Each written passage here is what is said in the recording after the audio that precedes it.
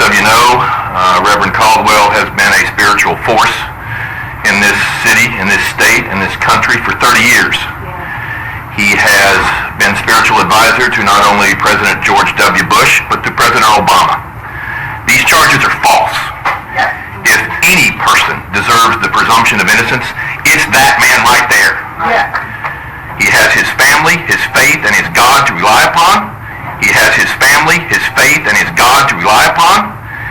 He places his faith in the judicial system, but let me just tell you something. He places his faith in the judicial system, but let me just tell you something. He places his faith in the judicial system, but let me just tell you something. At no time did he conspire to commit a crime with anyone. At no time did he make a false statement or knowingly made a false statement. At no time. I'm not going to answer any detailed questions. We're simply here to tell you he is absolutely 100% not guilty. As I said earlier, I plan on beating this case like a rented mule. We're going to get it. Go ahead. Spiritually, economically, and otherwise, that everything was done decently and in order. And that everything was done decently and in order. And everything was done decently and in order. And if the bonds are legitimate, right, why did you have to return money? Well, that's a very good question.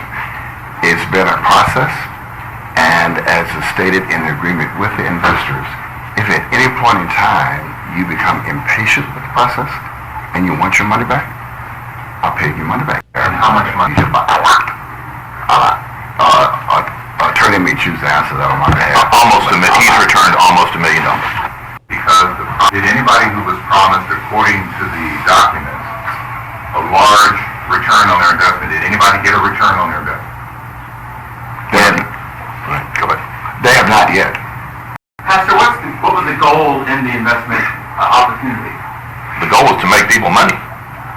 Is that a common thing you've done over the years? And to invest in the community. A lot of folk who are involved in this process are very interested in making substantial contributions to humanitarian projects.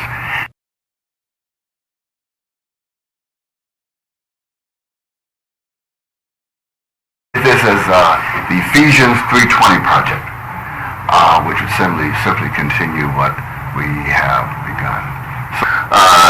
The Assistant United States Attorney in this case had the courtesy to call me yesterday. He doesn't have to call me and let me know that a client of mine has been indicted. He extended that professional courtesy.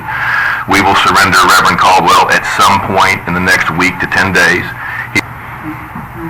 He has received tremendous support from church followers. Many of that would be Exhibit A. From church followers, many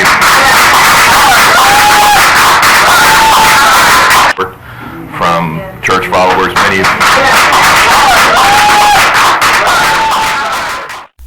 I want to give all the praises and the honor to Yahweh Bahashem, Yahweh Shah Bahashem, Rechah HaKwadash, and double honors to the apostles and the elders, the bishops of Great Millstone. Also a shalom to you other elders scattered abroad in various camps.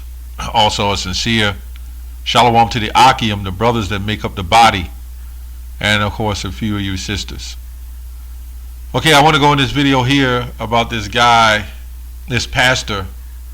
I don't even know his name. He was sentenced to 6 years in prison for conspiracy to commit fraud. I think his name is Pastor Kirby Caldwell. Now, he was supposed to be a pastor that, you know, these guys are set up with Bush. I believe it's Bush. I believe it's Obama.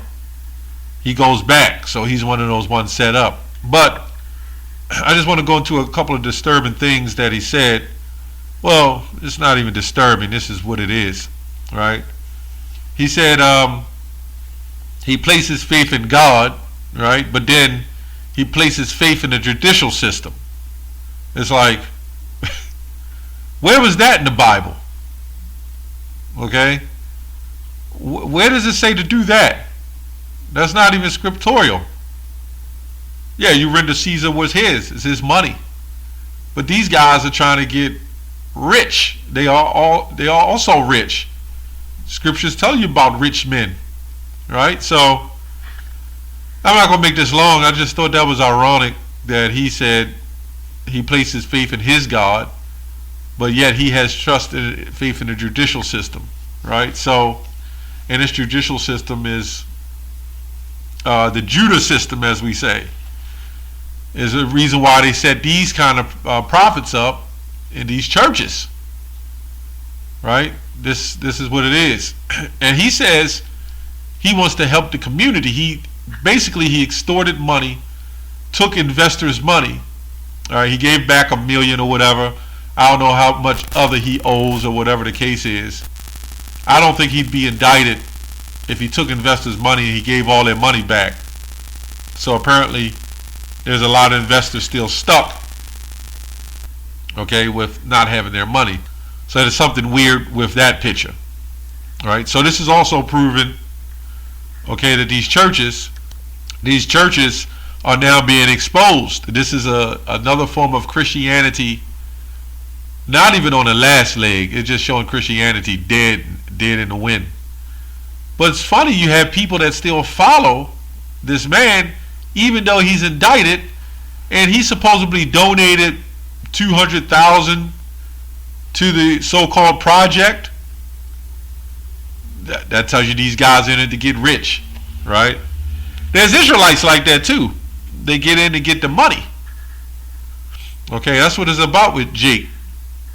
Okay, let's go to 1 Peter 5:2. Feed the flock of Yahweh, which is among you, taking the oversight thereof, not by constraint, but willingly, right?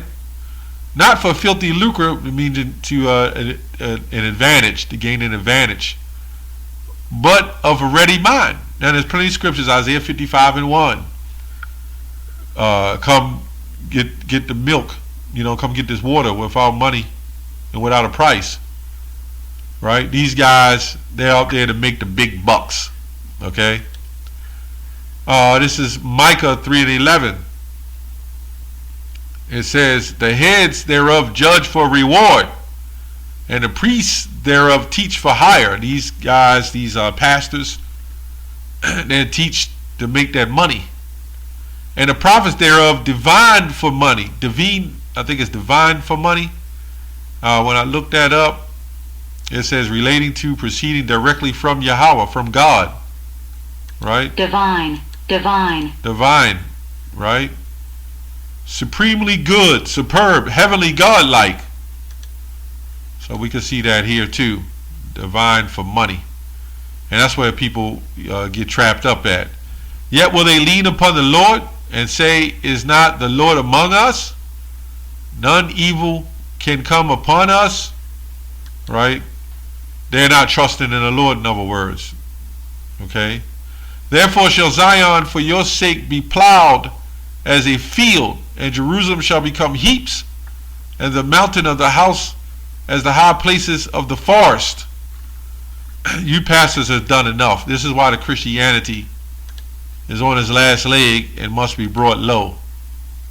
Right? It's time for Christianity has lost its way. Anyway, I just wanted to bring this out. It says Houston pastor Kirby Caldwell sentenced to prison for the role in a multi-million-dollar fraud scheme. Okay. I'll read a little bit of it.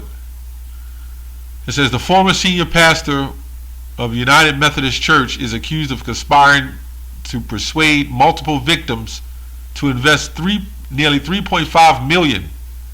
The defendants in the case abused, it says it's supposed to be accused or abused the trust that the victims had placed in them, stated acting United States Attorney Alexander C. Van Hook.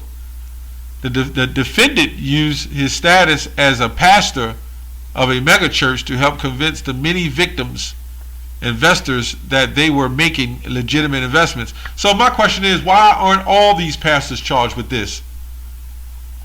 That's what they do. That's what Creflo Dollar do. That's what all these pastors do in these mega churches. They sit up there, they make these great speeches, They pass that plate around. They even throw money up and down in the front.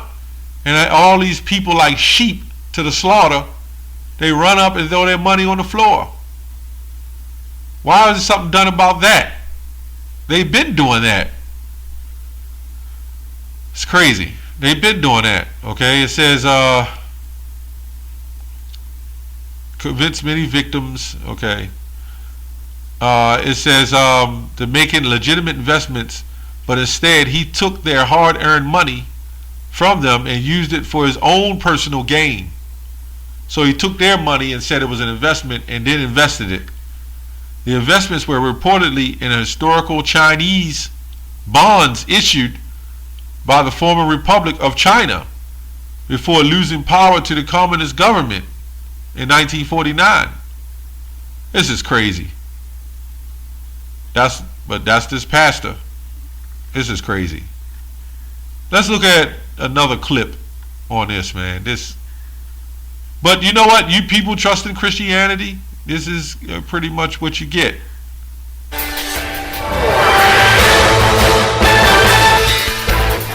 But first tonight, a shocking indictment against a prominent Houston pastor. Kirby John Caldwell is one of 2 people charged with money laundering. Let's get right to Levi Ismail at Windsor Village Church tonight with what we know. Levi. Well, many people we tried talking to refused to comment, saying they did not feel authorized to make a statement. But we did get someone who is a spokesperson with the church who says they did speak closely with the pastor earlier, and all they can say at this point is that they're shocked and really confused. An unthinkable crime with a far from likely suspect. Pastor Kirby John Caldwell, a man whose name exemplifies stewardship and generosity in Houston, now indicted for allegedly using that influence to defraud investors out of more than $3.4 million. Federal officials say he and financial planner Gregory Smith convinced more than 29 investors to buy historic Chinese bonds back in 2013. The promise was a return on investment of 3 to 15 times the value. What investors didn't know is the money was allegedly being used to instead pay off personal loans, credit cards, purchase cars, and property. According to the court documents, some investors attempted to get refunds, but were instead promised a higher return on investment. This would go on for years, with some investors giving up to $500,000. In January, Pastor Caldwell is alleged to have sent an email to investors saying they should expect money to begin moving. If convicted, Caldwell and associates could each face 20 years in prison and ordered to pay restitution. Now we're being told to expect a comment from the pastor tomorrow morning. Reporting live, Levi. Well, there you pretty much have it. You know, there's these pastors, the Christian doctrine. The Most High is exposing this on all levels, even these top prominent pastors. And it's crazy because these pastors are they're like walking convincing machines. They have the gift for gab. They're taught what to say and how to be charismatic. Remember, they set up and they go to school for a lot of this, okay? So they're just like walking henchmen. They don't got to put a gun up to your head. They just put a Bible to you, and not even use the Bible. They just use charismatic words to get you to commit to anything. Okay, that's something we've seen in the past that pimps was able to do, who pimped out women on the corners. And that's all this guy is, man. That's all these preachers are. Okay, that's all I have on that. Shalom.